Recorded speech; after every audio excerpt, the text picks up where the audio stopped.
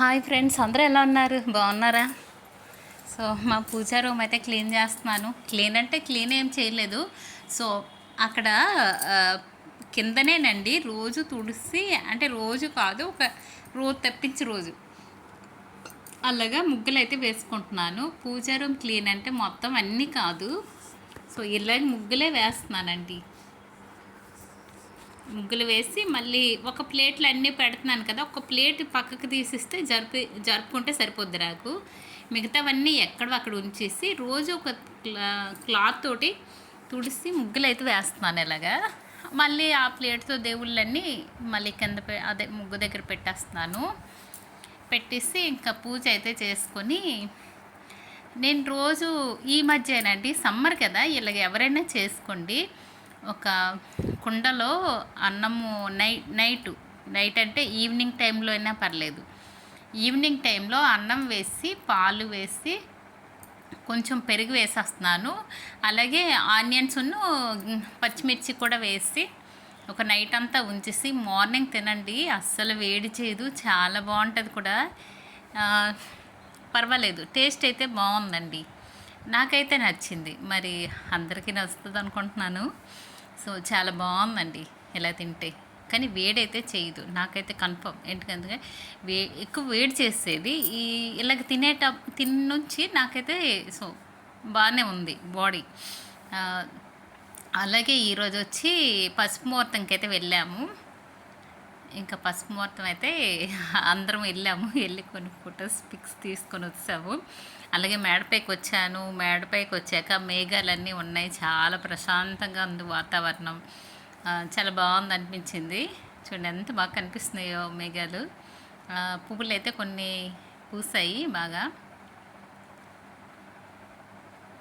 ఇంకా కొన్ని పువ్వులు తీసుకుందాము. ఇంకా పువ్వులు అయితే నేను కొన్ని తీయలేదు. తర్వాత నెక్స్ట్ వచ్చి వంకాయలు తీయడానికి వచ్చా. వంకాయలున్న టమాటోస్ తీయడానికి వచ్చాయి. ఎందుకంటే కూర అయితే ఏం వండలేదు. ఆలోచించా ఏం వండాలనేసి. అప్పుడు పైన వంకాయలు ఉన్నాయి కదా, టమాటీలు కూడా చాలా ఉండిపోయి. సో వంకాయలు అయితే ఒక 4 కాయలు తీసాను. అలాగే టమాటా తీసి కూర అయితే వండేస్తున్నాను.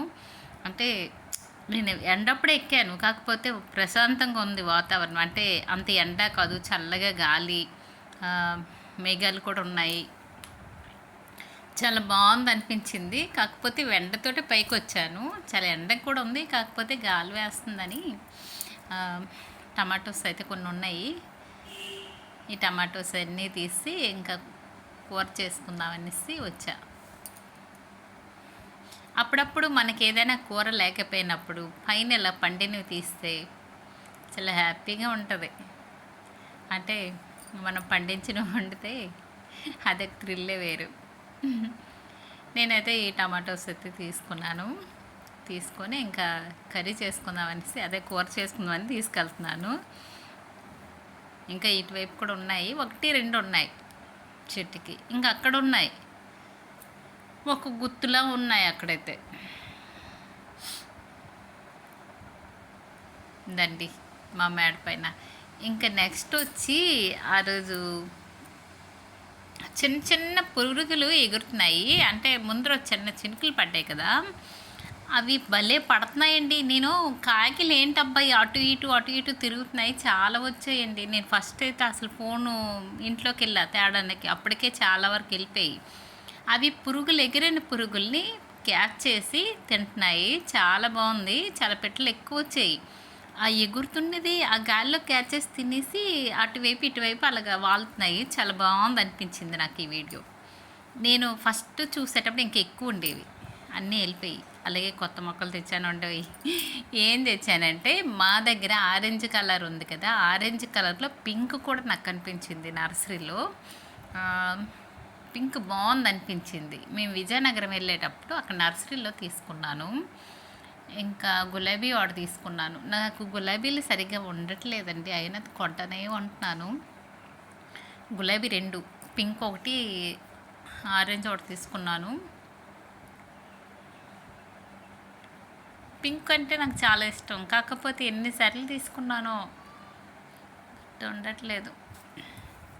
ఇదండి మా గార్డెన్. ప్రశాంతంగా చాలా కూల్గా ఉంది. అలాగే ఈ మొక్కలైతే ఇలాగేసుకున్నాను.